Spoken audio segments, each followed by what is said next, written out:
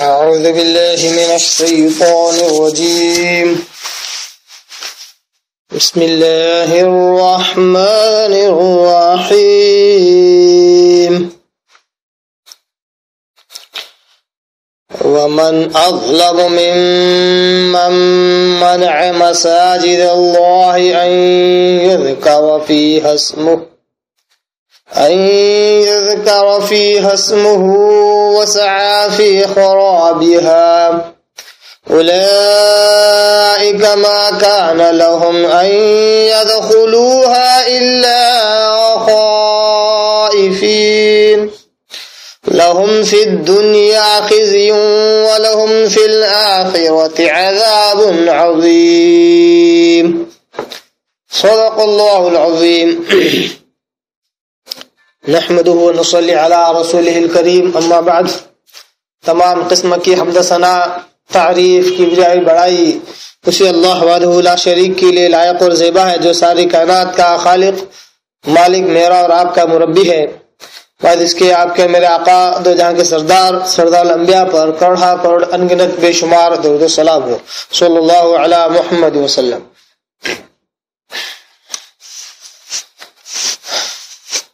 سامعین کرام، قرآن مجید کی ایک آیت کی میں نے تلاوت کی ہے، اور یہ آیت وہی آیت ہے جس پر ہم نے پچھلے درس میں اس کا ترجمہ، اس کی تشریح ہم نے سنی. چونکہ کچھ باتیں اس کی باقی ہیں، لہذا آج کے درس میں بھی اسی آیت کو آج کا موضوع اور عنوان بنایا گیا ہے. سورہ بقرہ سورہ نمبر 2 پارہ نمبر 1 رکو نمبر 14 کی آیت نمبر 114 114. اللہ تبارک تعالیٰ کہتا ہے قرآن مجید میں،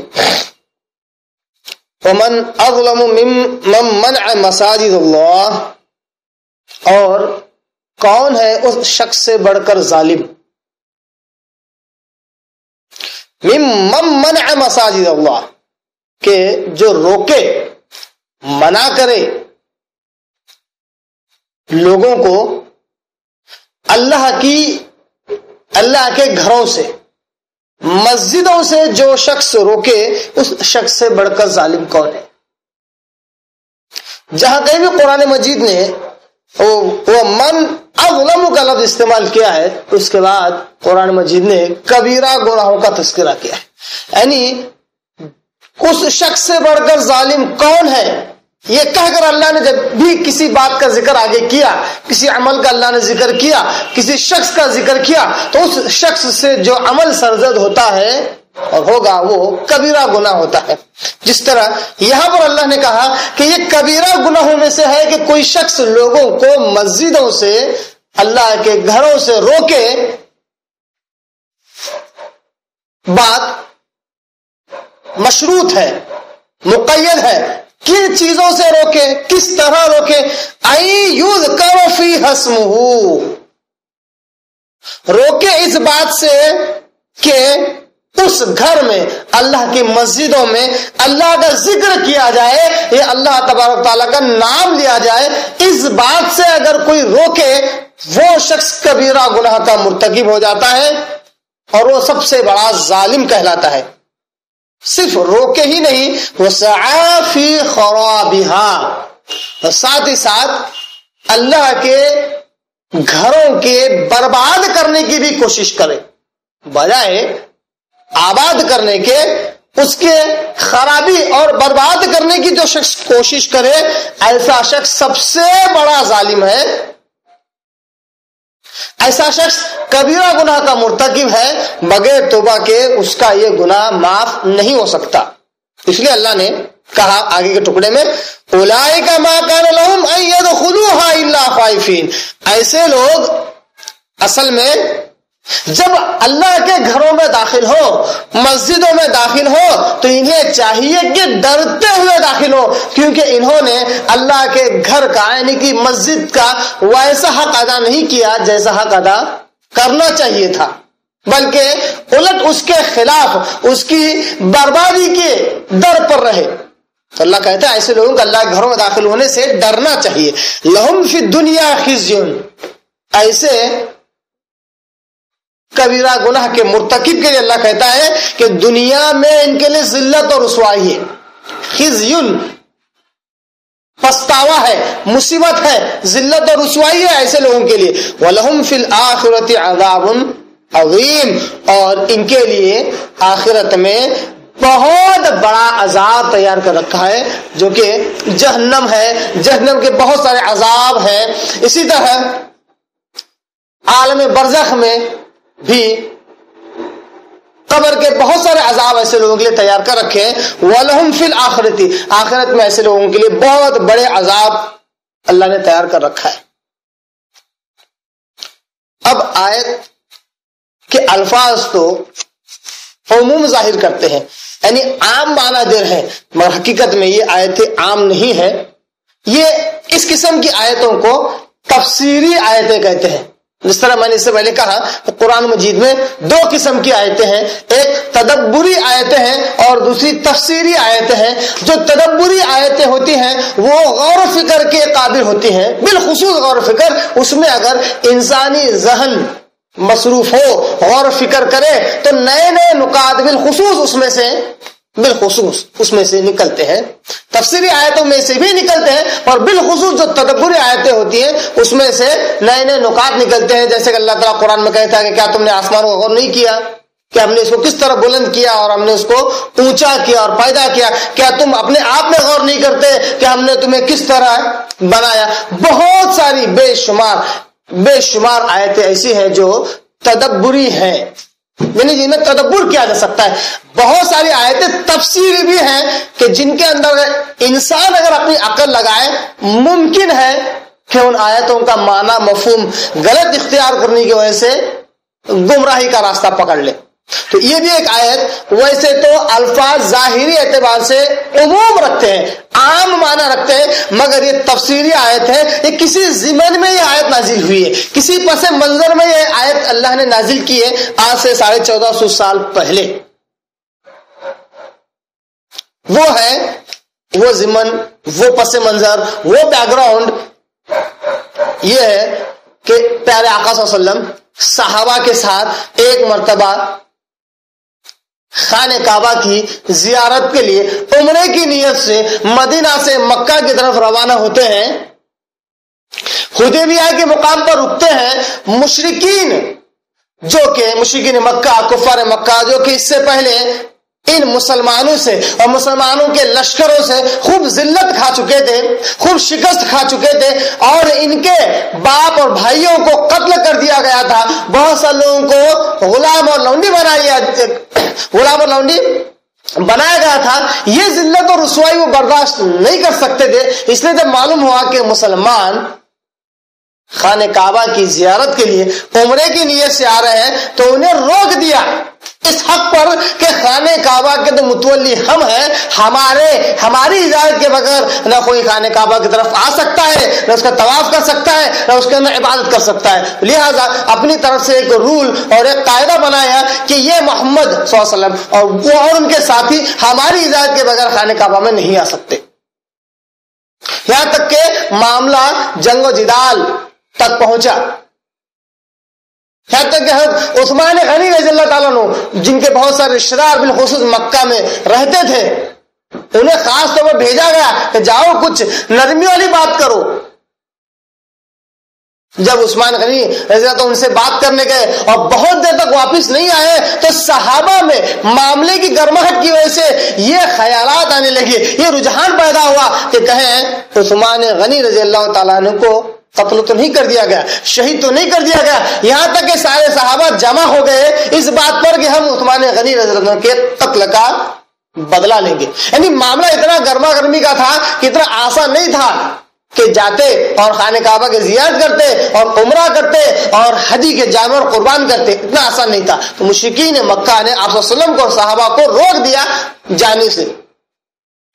اللہ تعالیٰ کو یہ بات اتنا پسند آئی کہ میرا نبی اور میرے ماننے والے، میرے بندے، میرے نبی کے اصحاب میرے گھر کی زیارت کے لیے آئے، عمرے کی نیت سے آئے اور یہ روک رہے ہیں، جبکہ ایمان کے اعتبار سے یہ لوگ میرے سب سے زیادہ قریب ہیں اور یہ تو مشرک ہے، میرے ساتھ شرک کرتے ہیں اور میرے گھر کا طواف کرتے ہیں تو ننگے ہو کر کرتے ہیں اور عبادت جو کرتے ہیں وہ تو ان کی سیٹیاں اور تالیاں ہوتی ہیں. تو انہیں کیا حق ہے کہ میرے بندوں کو میرے گھر کا طواف کرنے، میرے گھر کی زیارت کرنے اور میرے گھر میں آ کر عبادت کرنے سے روکے؟ تو اللہ نے کہا وَمَنْ أَظْلَمُ مِمَّنْ مَنَعَ مَسَاجِدَ اللَّهِ، اس شخص سے بڑھ کر ظالم کون ہے جو اللہ کی گھروں سے یعنی کہ مسجد حرام سے، بالخصوص یہاں پر مساجد اللہ سے مراد مسجد حرام کی طرف اشارہ ہے. عربی زبان میں ایک قاعدہ بھی ہے کہ جب کسی چیز کو عزت کے طور پر اگر کہتے ہیں تو کبھی کبھی جمع کا لفظ بھی استعمال کرتے ہیں. مساجد اللہ کہہ کر یہاں پر صرف ایک ہی مسجد کی طرف اشارہ ہے، وہ مسجد حرام کی طرف. مگر چونکہ یہ آیت قیامت تک رہنے والی تھی اور یہ مشرکین کا عمل مسجد حرام سے روکنے والا، یہ عمل بھی قیامت تک رہ سکتا ہے، لوگ ایسی ہی حرکتیں کر سکتے ہیں، اس لیے اللہ نے آیتوں میں بھی عموم رکھا. قیامت تک اس سے دلیل پکڑی جا سکتی ہے، قیامت تک لوگوں کو اس آیت سے ڈرایا جا سکتا ہے، ان لوگوں کو جو مسجدوں سے روکتے ہیں، مسجدوں میں آنے سے روکتے ہیں، مسجدوں کو آباد کرنے کی بجائے برباد کرنے کی صحیح اور کوشش کرتے ہیں، ان کو ڈرایا جا سکے. تو آیت تفسیری ہونے کی بنیاد پر یہاں پر ظالم شخص سے مراد مشرکین ہیں، کفار مکہ ہے، اور مساجد اللہ سے مراد مسجد حرام یعنی خانہ کعبہ ہے. تو مشرکین آپ صلی اللہ علیہ وسلم کو اور صحابہ کو خانہ کعبہ میں عبادت سے روک رہے تھے، زیارت سے اور عمرے کی نیت سے جو آئے تھے اس سے روک رہے تھے. تو اللہ نے کہا یہ سب سے بڑے ظالم ہیں. اب آیت کے دوسرے ٹکڑے میں اللہ کہتا ہے اولئک ما کان لهم ان يدخلوها الا خائفین. آیت کا ترجمہ یہ ہوتا ہے کہ یہی تو لوگ ہیں ما کان لهم کہ ان کے لیے ہے ان يدخلوها الا خائفین، کہ یہ جب مسجد میں داخل ہو، مسجد حرام میں داخل ہو تو یہ ڈرتے ہوئے داخل ہو. حالانکہ جملہ یہ کہا رہا ہے کہ جو لوگ اللہ کے گھر میں داخل ہونے سے یا اللہ گھر میں عبادت سے جو لوگ روکتے ہیں وہ خود اللہ کے گھر میں داخل ہونے سے پہلے ڈرنا چاہیے. مگر بعض مفسرین اس کا معنی مفہوم یہ بھی کہتے ہیں کہ اس میں ایک خبر ہے، اس میں ایک خبر ہے، ایک خبر دی گئی ہے، وہ یہ کہ ایک وقت آئے گا اے میرے نبی، آج اب حکمت کے ساتھ ان کے ساتھ معاملہ طے کر لو. صلح حدیبیہ کے جتنے بھی صلح نامے تھے آپ سارے طے کر لو، سب مان لو. ایک وقت آئے گا کہ آپ کو غلبہ ملے گا، آپ ان پر غالب آئیں گے، اور یہ مشرکین جو آج آپ کو روک رہے ہیں یہ مسجد حرام میں داخل ہونے سے پہلے ڈریں گے کہ کہیں ہمارا حشر وہ نہ ہو جائے جو ہم نے محمد کے اور اس کے ساتھیوں کے ساتھ ہم نے معاملہ کیا. مشرکین مکہ اور کفار مکہ نے آپ صلی اللہ علیہ وسلم پر اور صحابہ پر بہت ظلم اٹھائے، بہت ظلم، یہاں تک کہ قتل بھی کیا بہت سارے صحابہ کا. تو جب مکہ فتح ہوا تو انہیں اس بات کا ڈر ہوا کہ اب ہم مکہ میں رہ سکتے یا نہیں رہ سکتے، خانہ کعبہ میں داخل ہو سکتے یا نہیں ہو سکتے، انہیں ڈر تھا. تو اس میں ایک مستقبل کی خبر بھی دی گئی ہے کہ یہ لوگ ڈریں گے اس بات سے، یہ لوگ ڈریں گے اس بات سے کہ خانہ کعبہ میں داخل ہوں. اس میں ان الفاظ میں اصل میں ایک خبر ہے، اس سے مراد یہ خواہش ہے کہ جب اللہ تعالیٰ تمہیں تمکن اور غلبہ دے گا، اے محمد صلی اللہ علیہ وسلم، جب اللہ تعالیٰ تمہیں تمکن اور غلبہ عطا فرمائے تو تم ان مشرکین کو اس میں صلح اور جزیے کے بغیر رہنے کی اجازت نہ دینا. یعنی جب تمہیں غلبہ ملے تو انہیں اسی وقت رہنے دینا جب یا تو جزیہ دے یا اس کا کوئی بدلہ دے دے یا تم سے صلح کر لیں، کوئی معاہدہ کرے تمہارے انڈر اور تمہارے تحت، تم کو ٹیکس دے کر اگر رہنے کے قابل ہو تو انہیں رہنے دینا اور نہ انہیں رہنے مت دینا. اس لیے چنانچہ جب 8 ہجری میں مکہ فتح ہوا تو نبی صلی اللہ علیہ وسلم نے اعلان کرا دیا کہ آئندہ سال خانہ کعبہ میں کسی مشرک کو حج کرنے کی اجازت نہیں دی جائے گی اور ننگا طواف کرنے کی بالخصوص اجازت نہیں مل سکتی، یہاں تک کہ مکہ فتح ہونے کے بعد سارے مشرکین کو خانے اپنے مکہ سے ہی باہر کر دیا گیا، مکہ سے ہی باہر کر دیا گیا، یہاں تک کہ آپ صلی اللہ علیہ وسلم نے کہا کہ اب اس سعودی عرب میں اب ایک ہی دین باقی رہے گا، دو دن نہیں چل سکتے، لہٰذا آپ صلی اللہ علیہ وسلم نے یہودی اور عیسائیوں کو بھی خانہ کعبہ کے مکہ شہر کے سٹی آف مکہ کے باہر انہیں کر دیا۔ اس طرح آپ صلی اللہ علیہ وسلم نے مشرکین کو وہ خبر جو اللہ نے اس آیت میں دی تھی اس پر عمل پیرا ہو کر یہ بتلایا کہ اب تم خانہ کعبہ میں داخل نہیں ہو سکتے۔ اسی قسم کی آیتوں کو اور سمجھنے کے اللہ تبارک تعالیٰ نے قرآن مجید میں دوسرے مقامات پر بھی مشرکین کے اس عمل کو اللہ نے بیان کیا ہے۔ اللہ تعالیٰ کہتا ہے سورہ انفال سورہ نمبر 8 اس کی آیت نمبر 34 اور 35 میں اللہ تعالیٰ کہتا ہے وَمَا لَهُمْ اللہ يعذبهم اللہ وهم يصدون عن المسجد الحرام۔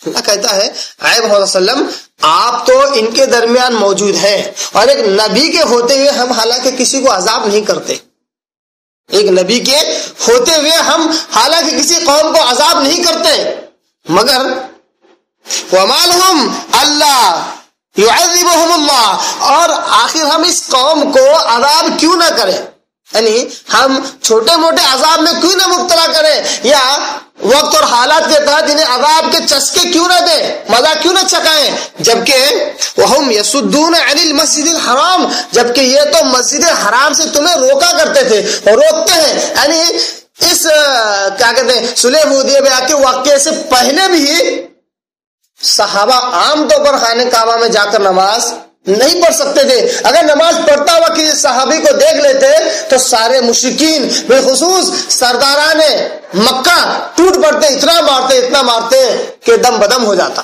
یا تو انسان مر جاتا، یعنی عام طور پر خانہ کعبہ سے بھی روکتے تھے۔ تو اللہ تعالیٰ اس کی طرف اشارہ کرتا ہے کہ اللہ تعالیٰ انہیں کیوں نہ عذاب کرے جبکہ یہ مسجد حرام سے روکتے ہیں۔ وما كانوا اولیاء، اللہ تعالیٰ بڑی پیاری بات کہتا ہے، جبکہ یہ تو خانہ کعبہ کے متولی بھی نہیں ہے۔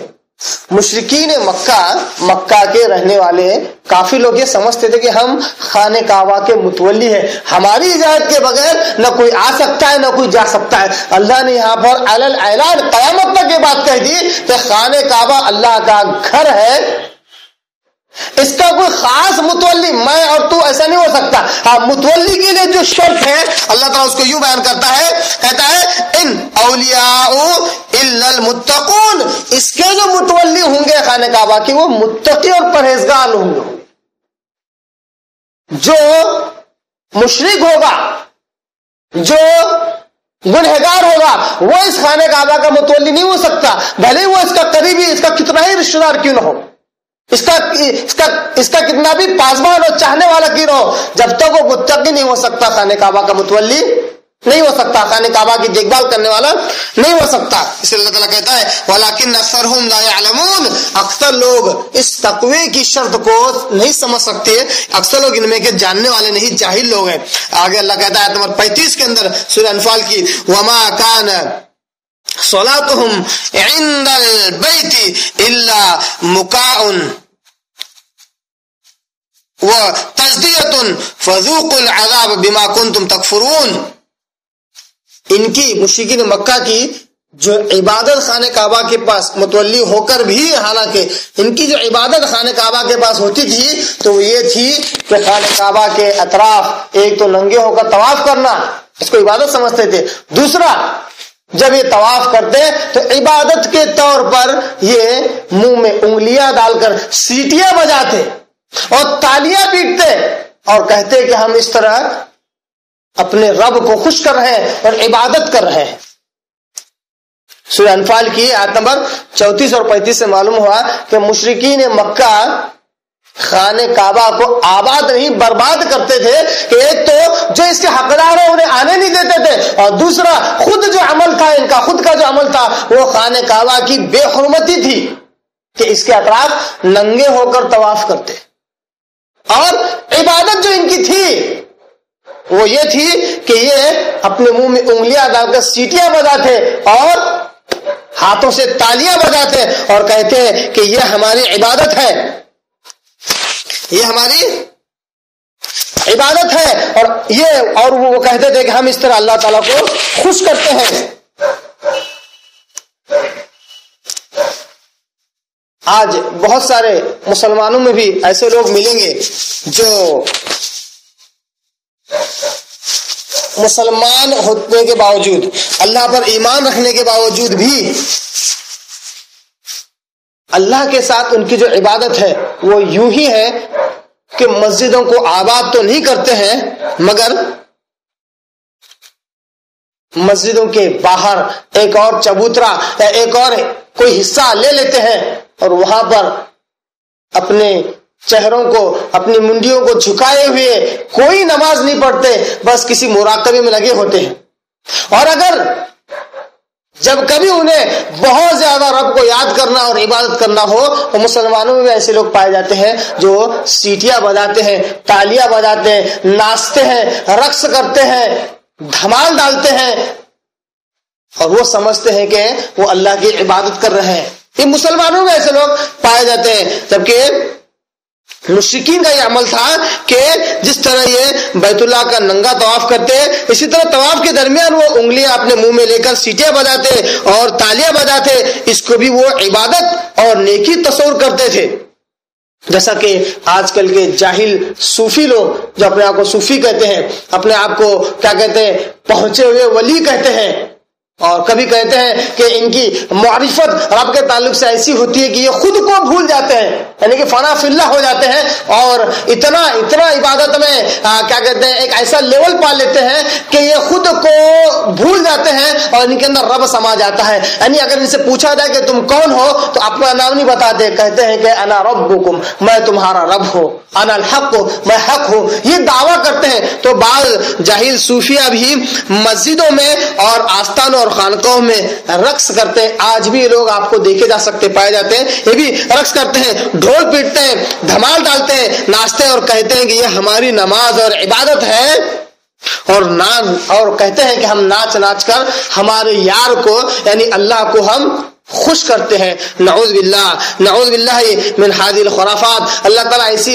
خرافات سے، ایسی شیطانی حرکات سے اللہ تعالیٰ ہم سب کی حفاظت کرے۔ لوگ اس کو عبادت کہہ رہے ہیں، یعنی جہاں نمازیں جو پیارے آقا صلی اللہ علیہ وسلم کا صحیح طریقہ ہمیں ملا، سنت طریقہ ہمیں ملا، اس پر کسی کا عمل نہیں ہے۔ اس کے بجائے ایسے محفلیں، ایسی خانقاہیں، ایسے آستانے تعمیر کرتے ہیں جہاں پہ لوگ جمع ہوتے ہیں، جہاں پر ناچا جاتا ہے، جہاں پر ڈھول اور تاشے بجتے ہیں، چمچے اور جھومر بجتے ہیں، کیا کیا نہیں بجتا، جہاں پر آدمی لوگ اس طرح ناچتے ہیں جیسے عورتیں ناچتی ہیں، کمر ہلاتے ہیں، خوش ہوتے ہیں، یہاں تک کہ مست ہو جاتے ہیں، یہاں تک کہ کئی بار تو ہوش میں نہیں رہتے، گر جاتے ہیں اور کہتے ہیں کہ مجھ میں اللہ سما گیا تھا۔ اللہ تعالیٰ خوش کرنے کے لیے سیٹیاں بجاتے ہیں، تالیاں، اور کہتے ہیں کہ ہم اپنے یار کو، نعوذ باللہ، اللہ تعالیٰ کیا کہتے ہیں، یار کہتے ہیں۔ اس سے پہلے میں نے کہا کہ اللہ کو عاشق کہنے والے لوگ ہیں، اللہ کو معشوق کہنے والے لوگ ہیں، اللہ کو کہتے ہیں کہ وہ میرا معشوق ہے، میں اللہ کا عاشق ہوں، اللہ میرا عاشق ہے، میں اس کا معشوق ہوں۔ نعوذ باللہ،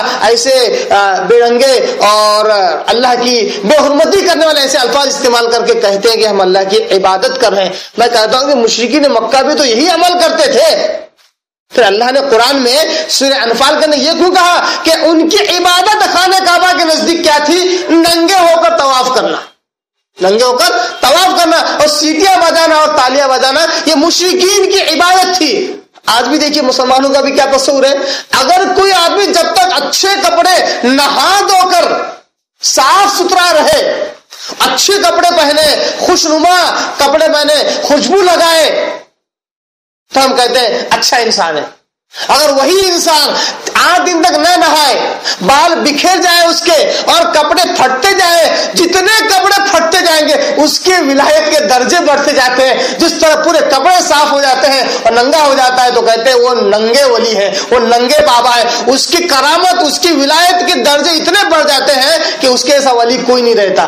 اللہ کہتا ہے یہ مشرکین کا عمل ہے۔ یہ مسلمانوں میں یہ عقائد کہاں سے آئے؟ مسلمانوں نے انسانوں کو یہ کس طرح سمجھ لیا کہ شریعت کے باہر نکل جانے والا شخص، شریعت کے باہر نکلنے والا شخص ایک ولی کیسے ہو سکتا ہے؟ جس پر قلم اٹھا لی گئی ہے، اس کے کوئی عمل کو لکھا نہیں جاتا، ایسا شخص ولی کیسے بن سکتا ہے؟ تو اللہ نے سورہ انفال میں یہ کہا کہ مشرکین خانہ کعبہ سے روکتے بھی تھے اور خود اس کی برباد کاری کے لیے یہ کام کرتے تھے کہ اس کے اندر ننگے ہو کر طواف کرتے اور اللہ کے ساتھ خود شرک کرتے اور کہتے بھی تھے کہ ننگے ہو کر طواف کرتے اور کہتے تھے کہ اے اللہ لا شریک لک، اے اللہ تیرا کوئی شریک نہیں، الا ما ملک، کوئی شریک نہیں سوائے اس کے جس کا تو بھی مالک ہے، یعنی تیرا کوئی شریک نہیں ہے مگر وہ شریک ہے جس کا تو مالک ہے۔ دیکھیے صحیح مسلم کی حدیث ہے، اس کے الفاظ ہیں مشرکین رب کو اللہ تعالیٰ کو مانتے تھے، جب طواف کرتے تھے تو شرک ان کا کس طرح کا تھا؟ وہ کہتے تھے کہ تیرا کوئی شریک نہیں ہے سوائے اس کے جس کا تو خود مالک ہے۔ یعنی آج مسلمان بھی اولیاء اللہ کے نام پر اتنے راہ سے بھٹک گئے، کہتے ہیں کہ ہم ولی کو، ہم فلاں کو جو مانتے ہیں وہ اس لیے نہیں مانتے ہیں کہ وہ کوئی کافر ہے، اس لیے مانتے کہ وہ اللہ کے ولی ہے، وہ جنتی ہے، اللہ نے ان پر رحم کر دیا، اللہ نے انہیں بخش دیا، وہ اکیلے جنت میں نہیں بلکہ کئی مسلمانوں کو، کئی ان کے تابع دار اور مرشدوں کو جنت میں لے جانے والے ہیں، ہم ایسوں کو ولی مانتے ہیں۔ یہ ان کے پاس خود کی طاقت نہیں ہے بلکہ اللہ نے دیا ہے، اللہ نے ہی طاقت دی ہے۔ آج کا مسلمان بھی یہی دعویٰ کرتا ہے اور مشرکین بھی یہی دعویٰ کرتے تھے کہ اللہ تیرا کوئی شریک نہیں سوائے اس کے جس کا تو مالک ہے، یعنی جس کو وہ شریک کرتے تھے اس کو بھی اللہ کی ملکیت سمجھتے تھے۔ تو آج کے مسلمان بھی یہی حرکات کر رہے ہیں۔ اسی طرح اگر دوسری آیت ہم دیکھیں جو کہ سورہ توبہ سورہ نمبر 9 کی آیت نمبر 18 ہے، اللہ تعالیٰ کہتا ہے فَمَا كَانَ لِلْمُشْرِكِينَ أَن يُعْمَرُوا مَسَاجِدَ اللَّهِ، سورہ توبہ سورہ نمبر 9 آیت نمبر 18 میں اللہ تعالیٰ کہتا ہے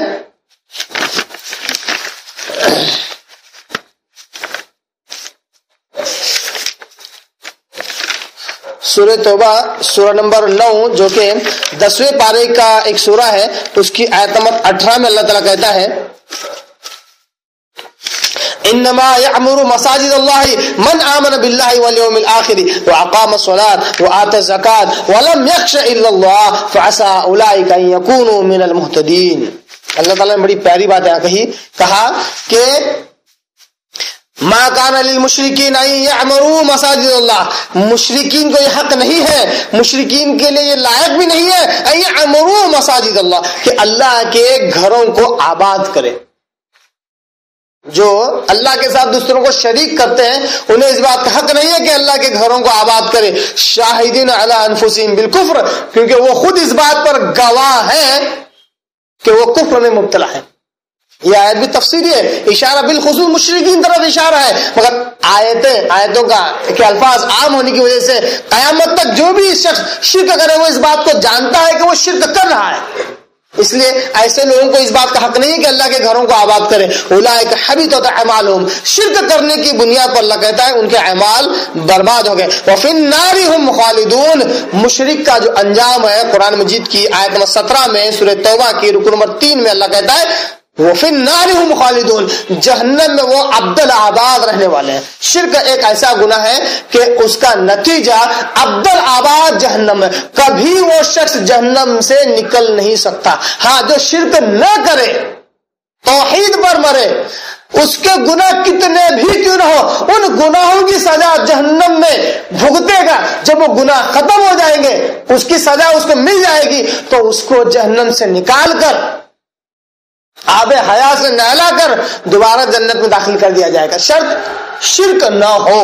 شرک اگر اس انسان سے نہ ہو تو وہ گناہوں کی سزا بھگتنے کے بعد وہ اپنی جنت میں ڈال دیا جائے گا۔ اور مشرک ہزاروں لاکھوں نیکیاں ہونے کے باوجود بھی صرف ایک گناہ جو کہ شرک ہے، جو کبیرہ گناہ ہے، اس ایک گناہ کو دیکھ کر اللہ تعالیٰ سارے نیکیاں تبھی ضائع کر دے گا اور سیدھا جہنم میں ڈال دے گا، اور کبھی جہنم سے نکل کر جنت میں آنے کا کوئی چانس نہیں۔ وفی النار هم خالدون، اور یہ مشرک جہنم میں ہمیشہ رہنے والے ہیں۔ آیت نمبر 18 میں اللہ کہتا ہے انما یعمر مساجد اللہ، بے شک اللہ کے گھروں کو وہ لوگ آباد کرتے ہیں من آمن باللہ، جو اللہ پر صحیح ایمان لاتے ہیں، والیوم الآخر اور آخرت پر صحیح ایمان لاتے ہیں، وہ اقام الصلاۃ جو نماز کو قائم کرتے ہیں، وہ آتے زکات اور زکات کو ادا کرتے ہیں، ولم یخش الا اللہ نہیں ڈرتے سوائے اللہ کے، اللہ کے سوا کسی چیز سے نہیں ڈرتے، فعسا اللہ کہتا ہے لہذا امید ہے اولئک ان یکونوا من المہتدین ایسے لوگ جو نماز قائم کرتے ہیں، زکات ادا کرتے ہیں اور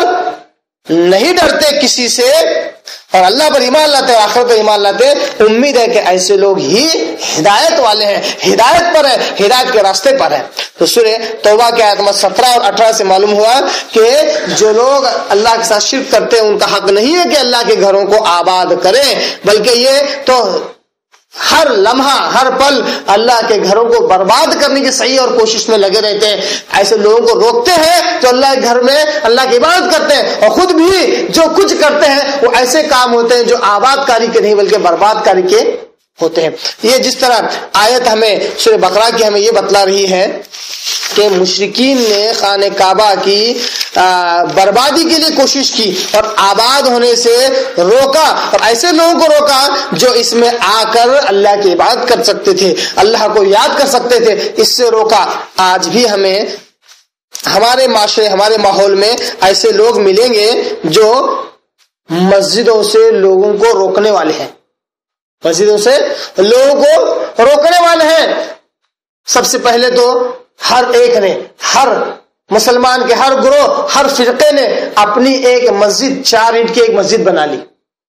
سب سے پہلی خرابی مسجدوں سے روکنے کی یہاں سے شروعات ہوئی کہ ہر فرقے ہر گروہ نے اپنے اپنے مسلک، اپنے اپنے مذہب، اپنے اپنے فرقے کے مطابق 4 اینٹ کی ایک مسجد بنا لی اور کہتا کہ یہ ہماری مسجد ہے، ہم یہاں نماز پڑھیں گے، ہمارا علاوہ کوئی اور نہیں پڑھ سکتا۔ یہاں تک کہ اگر کوئی شخص غلطی سے کسی دوسرے کی مسجد میں جا کر نماز پڑھے تو پہلے ہی اشارتاً کہتے ہیں کہ دیکھو ہر جگہ نماز پڑھنا، وہاں نماز مت پڑھنا۔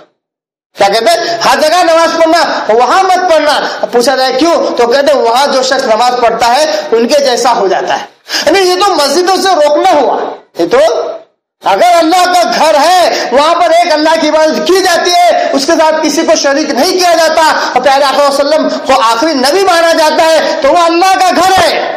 چاہے کسی بھی جماعت کسی فرقے کا کیوں ہو، وہاں نماز پڑھی جانی چاہیے، روکا نہیں جانا چاہیے۔ تو سب سے پہلی برائی یہاں سے شروعات ہوتی ہے کہ ہر ایک نے اپنے فرقے، اپنے مسلک، اپنی جماعت کے مطابق ایک مسجد بنا لی اور کہتا کہ ہم ہی یہاں نماز پڑھیں گے۔ جیسا کہ میں نے پچھلے درس میں 12 اس پر زیادہ روشنی ڈالی اور کہا کہ اتنا ہی نہیں، لوگ تو یہ تک کرتے ہیں کہ اگر خود کی مسجد میں کوئی دوسری مسلک، دوسرے فرقے، دوسری جماعت کا شخص آ جائے یا کوئی گروہ آ جائے اور نماز پڑھ لے تو کہتے ہیں کہ مسجد اب خنزیر کے آنے کی وجہ سے، ایسا عقیدہ رکھتے ہیں، خنزیر اور سور کے آنے کو جس طرح مسجد گندی ہو جاتی ہے اس طرح ان کے آنے کی وجہ سے مسجد اب گندی ہو گئی، تو ساری مسجد ان لوگوں کے ذریعے سے جو آنے والے تھے پوری مسجد دھویا جاتا ہے، دھو ڈالی جاتی ہے اور کہتے ہیں کہ اب مسجد صاف ہو گئی۔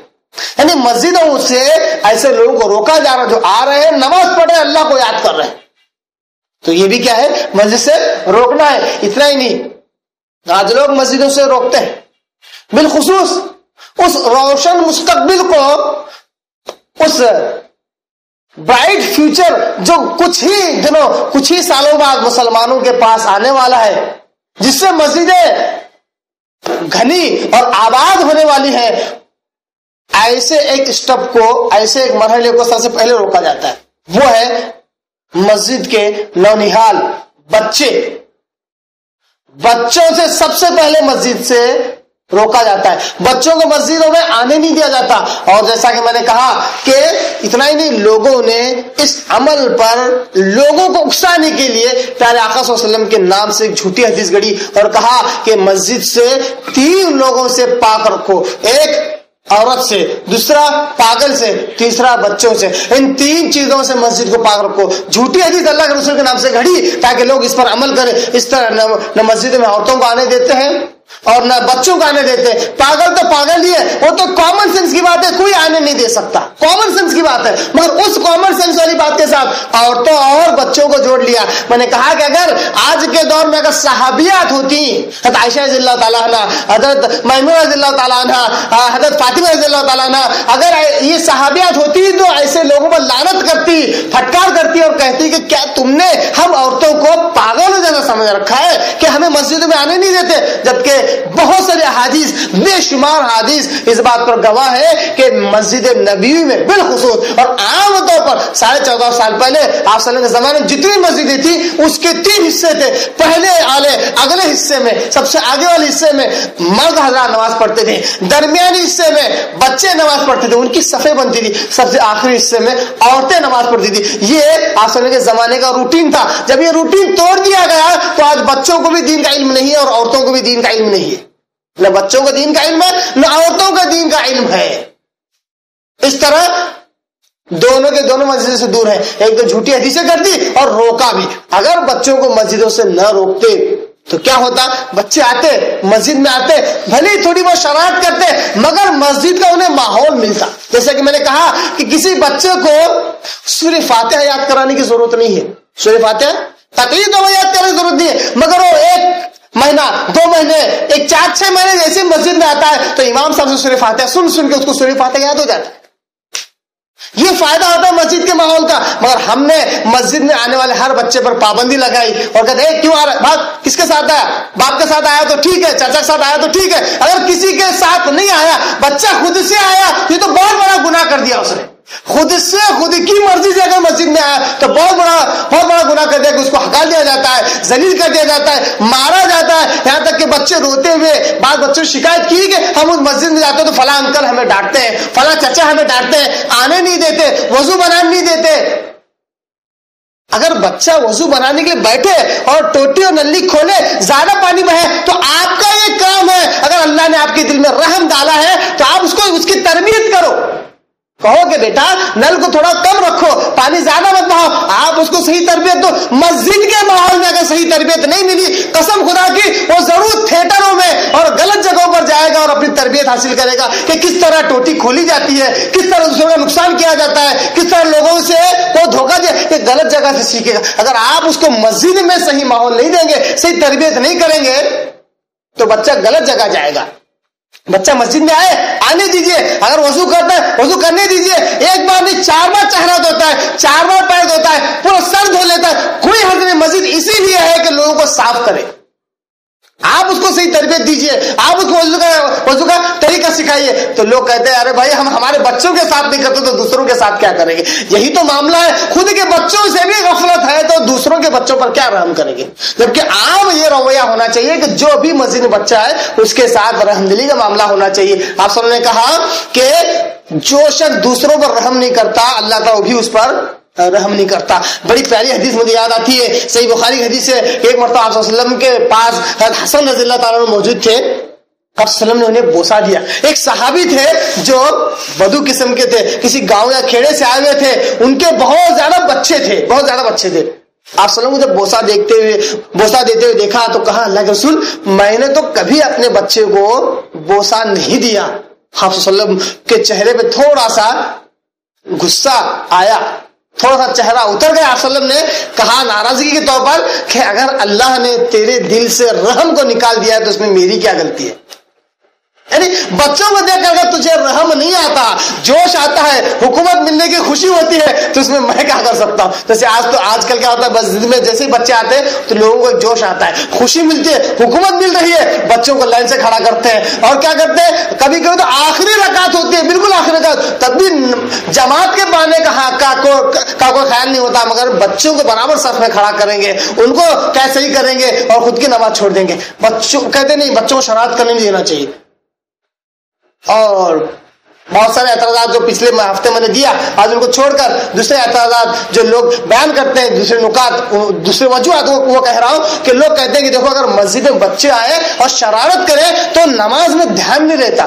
میں کہتا ہوں اچھا ایک بار رات میں تہجد میں اٹھو اور 2 رکعت ایسی پڑھ کے بتاؤ کہ تم کو کوئی سی ڈسٹرب نہ کرے. ادھر کیڑا اگر ٹک ٹک کرے تو تمہارا تہجد ہے نا, बिगड़ जाती है। अगर तुम्हारे घर में अगर पकने खुशबू आ जाए, गोश्त के गलने खुशबू आ जाए, तो तुम्हारी नमाज में समझ आता है। तुम ऐसे कौन से वली हो कि तुम जब नमाज में खड़े होते हो तो मदहोश हो जाते हो कि किसी के बच्चे के आने से या किसी के बच्चे के शोर से तुम्हारी नमाज खराब हो रही है। ऐसी भी कोई जानदार नमाज नहीं है कि बच्चे के शोर करने से नमाज खराब होती हो। मैं कहता हूं कि अल्लाह के रसूल से बढ़कर कोई और वली हो सकता है? अल्लाह के रसूल से बढ़कर किसी और की नमाज हो सकती है? कि आप सल्लल्लाहु अलैहि वसल्लम इमामत कर रहे हैं सारे सहाबा की, और आप सब कहते हैं मैं नमाज को मेरी ख्वाहिश होती है कि लंबा करना चाहूं, मैं क़याम को लंबा करना चाहता हूं और ज्यादा आयतें पढ़ना चाहता हूं, रुकू सिजदे ज्यादा करना चाहता हूं, मगर मुझे एक बच्चे की आवाज, रोने की आवाज आती है तो अपनी नमाज को मैं हल्का करता हूं। तो कहे वो बच्चे की वजह से मां न परेशान हो रही हो, उसकी नमाज में खलल, यानी कि आप सल्लम को जब बच्चे के रोने की आवाज आ सकती है और आप सल्लम की नमाज खराब नहीं हो सकती,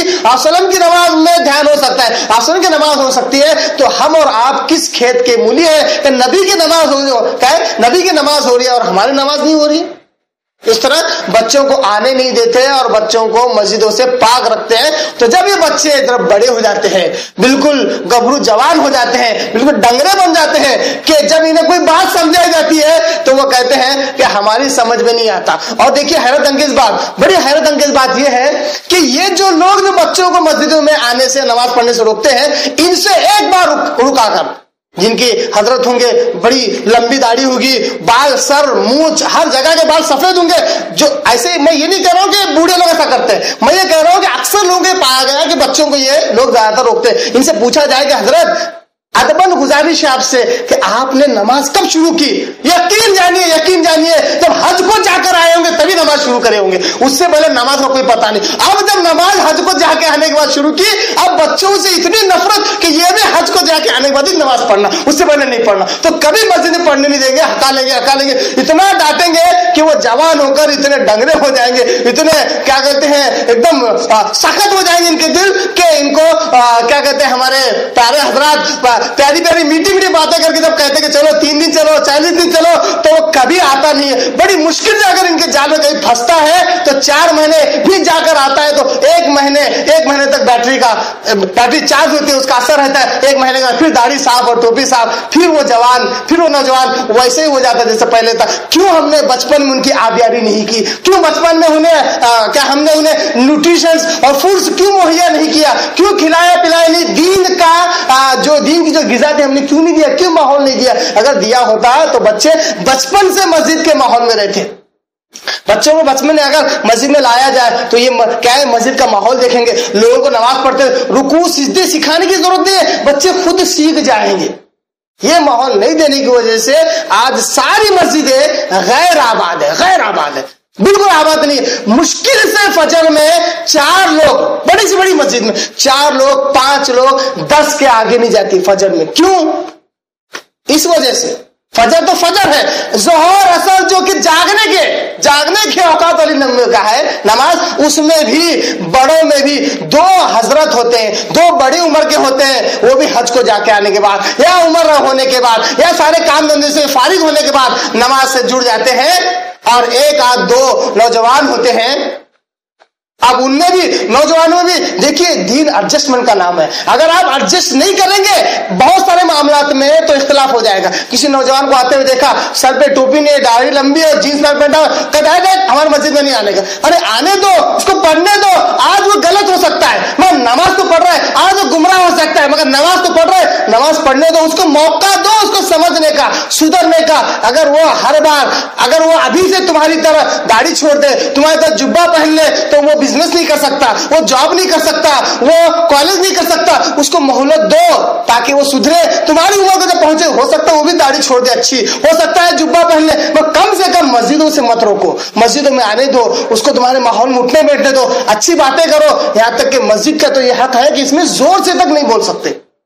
जो शख्स जोर से बोलता है, जोर से हंसता है, वो मस्जिद की बेहुरमती करता है। ऐसे शख्स को उमर रज़ियल्लाहु ने तो कंकर मार कर बाहर भेज दिया था कि जा मस्जिद के बाहर निकल जा, क्योंकि तो मस्जिद की बेहुरमती कर रहा है, मस्जिद का हक अदा नहीं कर रहा है। मस्जिद का हक यह है कि मस्जिद में खामोश रहा जाए, अल्लाह का जिक्र किया जाए। तो इस तरह मस्जिदों को आबाद कर सकते हैं اور جو اس کے خلاف کرتے ہیں وہ غیر آباد اور بربادی کے کام کر رہے ہیں. اللہ تعالیٰ ہم سب کو اس بات کی توفیق دے کہ ہم مسجد کا حق ادا کریں, مسجد کو لوگوں سے بھرنے کے اللہ ہمیں توفیق دے, چاہے وہ بچہ ہو, چاہے بوڑھا ہو, چاہے جوان ہو, چاہے مرد ہو, چاہے عورت ہو, مسجدوں سے بھرنے کے اللہ تعالیٰ ہم سب کو توفیق دے.